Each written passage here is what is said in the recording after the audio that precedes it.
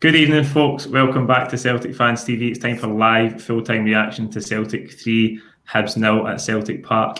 I'm joined tonight by Martin and Kenny to go over the game. This is a live format. You can ask your questions in a live chat box below. Super chats are enabled as well, so if you've got a really important question that you really want to get answered, you can submit a super chat as well. Kenny, we'll start with you this evening. Was that our best performance of the season so far? I think so, and it's come at such a good time because we've all been scratching our head for weeks now about why, with the personnel that we've got, are we not playing cohesively and are we not creating chances and scoring goals? So it's such a relief, I'm sure, for everyone, no more so than Lennon, to see us playing somewhere near our ability. I mean, I had all the ingredients of a banana skin. We had 90 minutes of my legs from Thursday. They didn't. They are flying in terms of their confidence.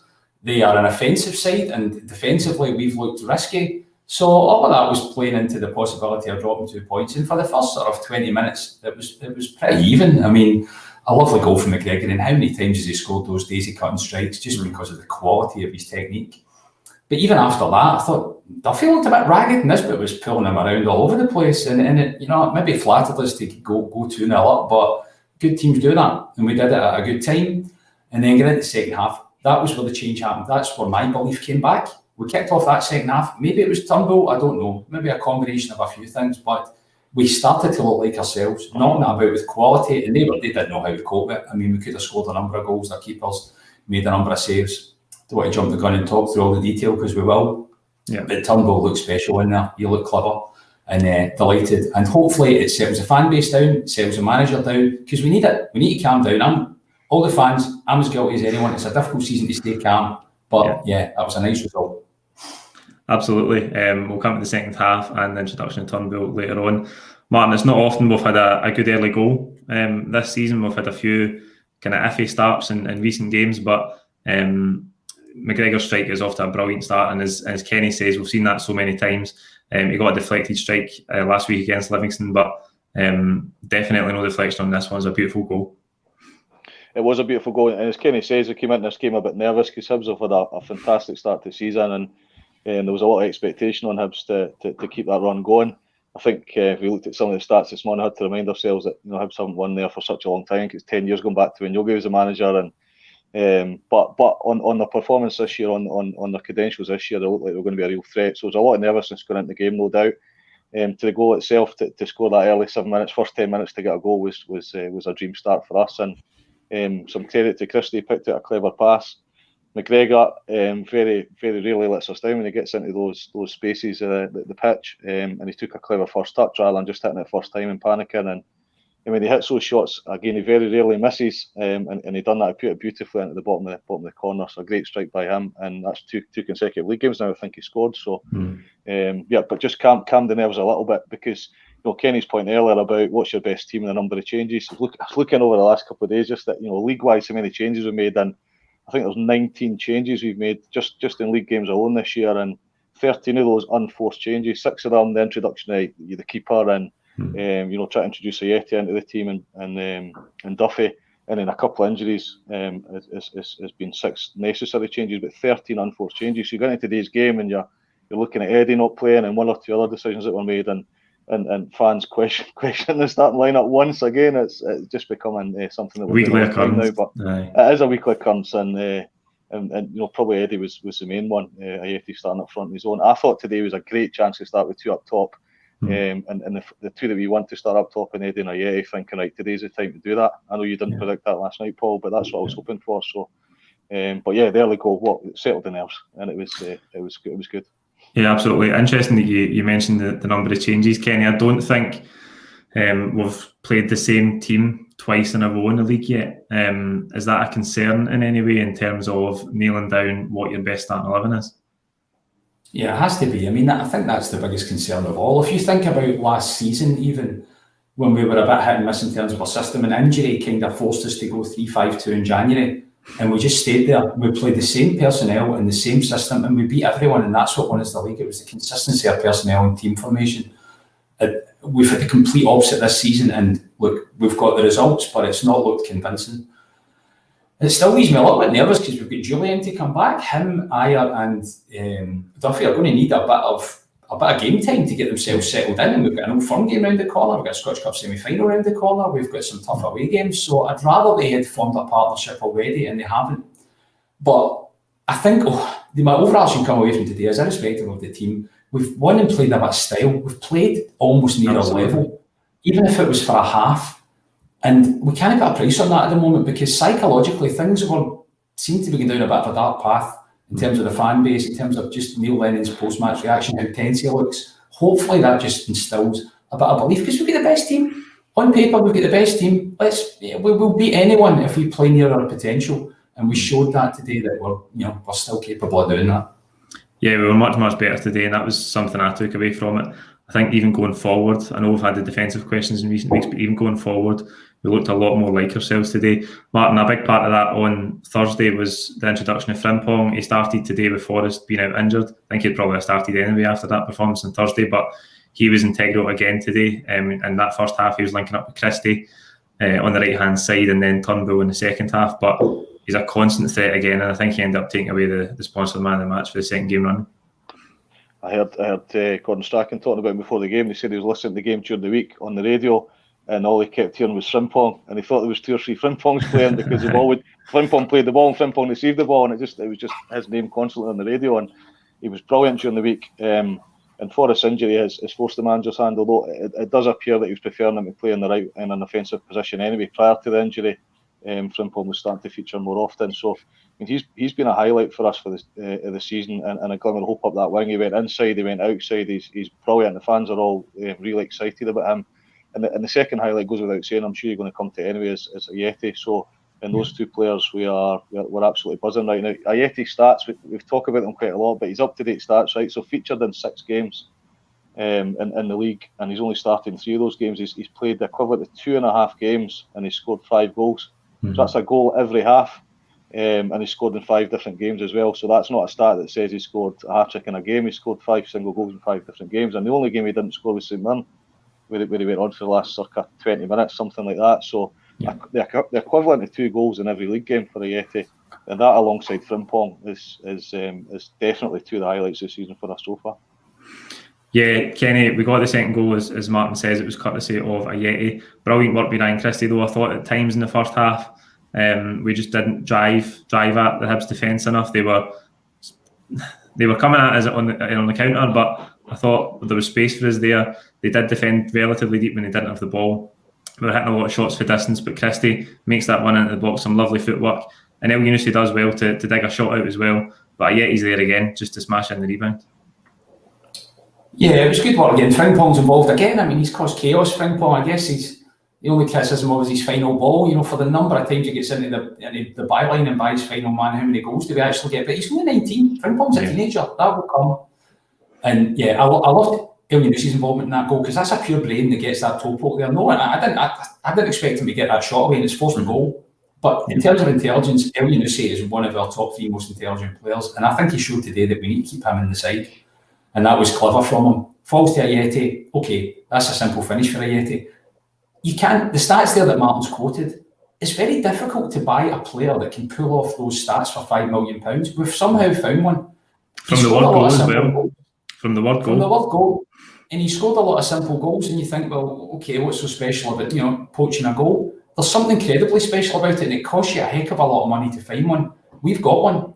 So frustrating when he went off for that hammy. I don't know. Typically, hamstring injuries can keep you out for a long time. Maybe it was precautionary. We'll need to find out. But he's got it. I've no doubt about it. And I think for £5 million, that's incredibly good money well spent. Yeah, absolutely. I think he was still jogging a little bit, so I hope that bodes well for us. Hopefully, it's just a wee tweak and it's not a tear or anything. I agree. I think it's the hardest thing in football, scoring goals, and it might look easy, but a lot of people can't do it, and we're seeing so far that Ajeti can do it. He's got a point to prove, right? He's had a terrible time down in England. He's came with a good reputation. He's hungry.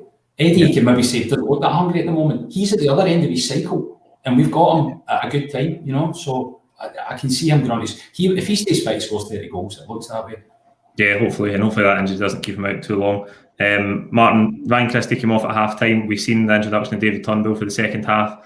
A lot of fans would like to see him start some games for what I've seen, but he did get 45 minutes today. I'm impressed with him. I think his use of the ball is very, very good.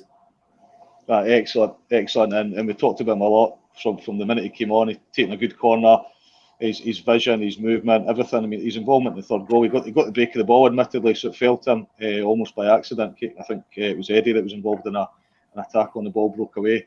But his path through was just the pace on it. It was inch perfect, and it made it easy for Elyounoussi to slot it away. So, again, another real positive for today, and the fans have been crying out for him to get some game time. And to be fair to Gaffer, he did say he would feature at some point today, and it was great to see him get a full half rather than just the last 30 minutes or last 20 minutes. So, again, great outcome from today with Turnbull and a real star in the game in the second half. Brilliant. Kenny, I don't know how many appearances he'll get over the course of this season, but he's not done his chances of getting a lot of appearances any harm for what we've seen so far. No, and that's another steal, 3 million for him. I mean, we've plundered the Scottish market for young teams like Motherwell or Dundee United. They're not going to command much more than 2 or 3 million for their players, but you get some diamonds in there. Look at Stuart Armstrong, for example. Turnbull looks like another one.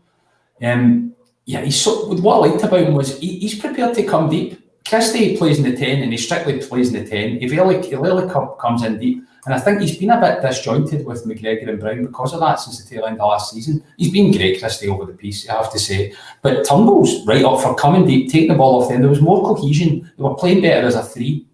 And I think that made a huge difference. There's probably a question now on Thursday. Did he make enough of an impact that you just drop him in and you just go for it?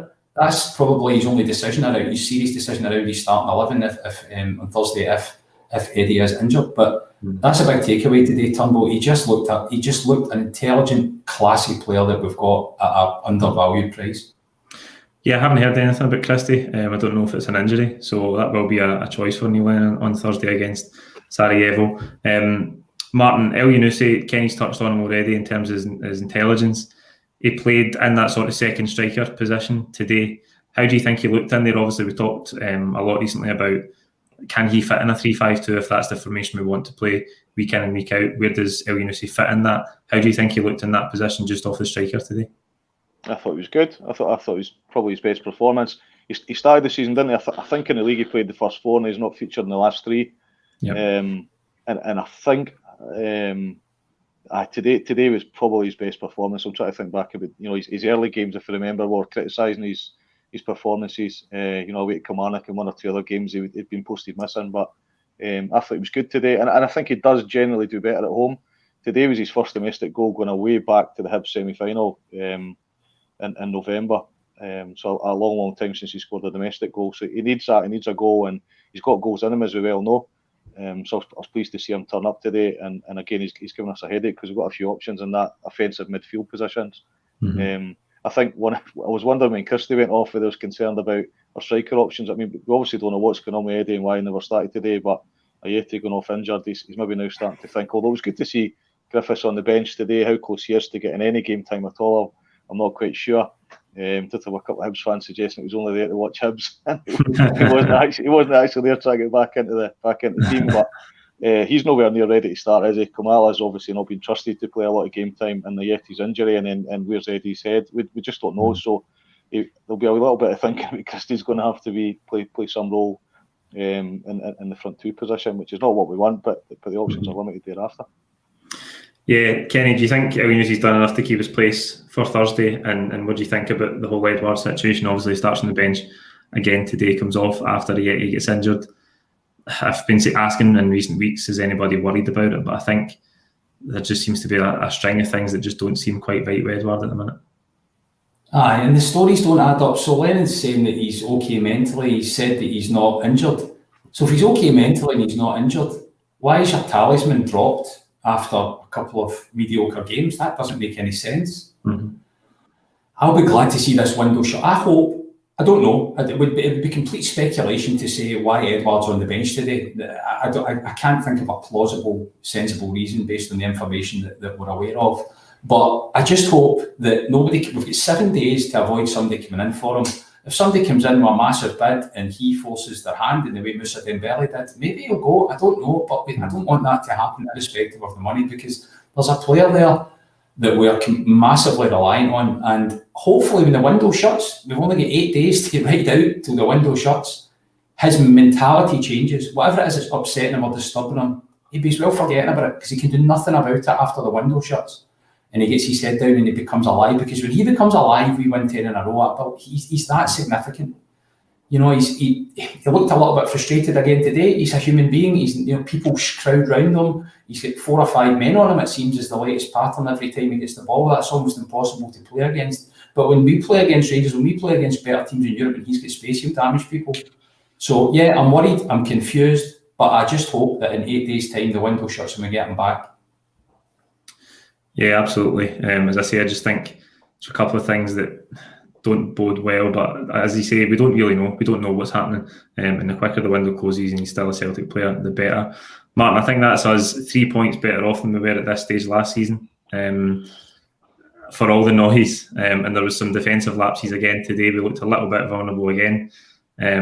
Doyd winning some headers in the box. Duffy had a great block after a knockdown for Doyd just at 2-0 before we went and got the third goal. Duffy got caught in behind a couple of times as well.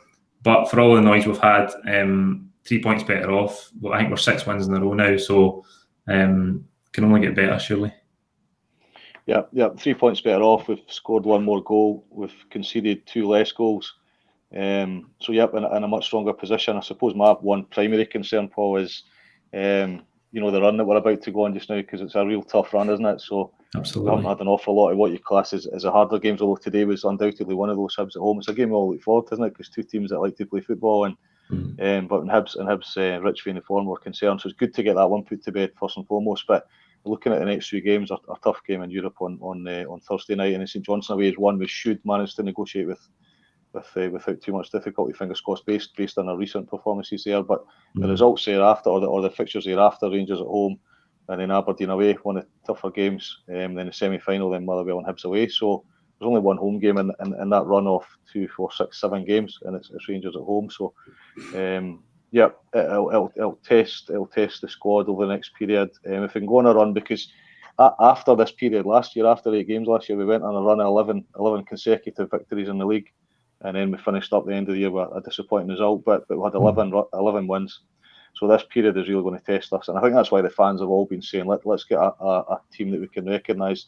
And not so much for us, but for the players, so they can all get to know each other and there can be a bit of continuity and fluency. And in the last 3 league games, I think the unforced changes have been somewhere in the region of 8. You talked about earlier on, Paul. Every single league game's been a change. And in the early start of the year, it was 1 or 2, but the last few weeks it's been 3 or 4. So today's been a good performance. Hopefully we'll see some familiarity in the team and in the squad going forward, and we can get a bit of momentum, and let's see how we get through this tough run, because there's not one of those games where you think, other than potentially St Johnstone and Motherwell based on how they performed today, but every other game looks like a really tricky fixture, so we'll see how we go on during that period.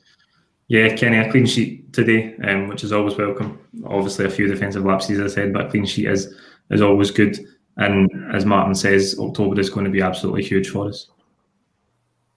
It is, yeah. And probably the biggest frustration for us has been unable to break down tight defences. We're going to come into a period of games now where that shouldn't be an issue, because teams are going to come at us. So the biggest impetus now is, and we're looking pretty tight, we look pretty threatening going forward today. So the biggest objective now is get Julian fit. I don't know how long he's going to be out for that. I've not heard any information on that. And get cohesion between him, Ayer. Don't sell Ayer if you're not going to replace him. Bitton looked good today. Bitton's a calm head. People forget about him, but he's only 28, Neil Bitton. He seems to be around forever, like some sort of forgotten veteran. He's in the prime of his career. He's a full international. We can use him, but get our centre-backs working together in a sensible way so that we can handle, more positive attacking threat that we're going to see in the next few weeks. We've got the personnel to do it. Perhaps we would have liked a bit more time to get them working on each other. But based on what we saw offensively today, I'm confident going into the next few games, and we've certainly got on paper the defence to cope with what's coming at us. We need to sign a left wing back. That aside, I think it could be the time for us to shine.